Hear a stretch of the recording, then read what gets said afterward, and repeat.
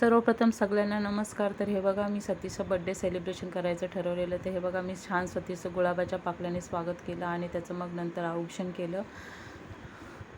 छान आम्ही असं बड्डे सेलिब्रेशन केलं आणि मुन्नूनी सतीशला किचन सेट किचन दिला एक, आणि मग केक कटिंग केला.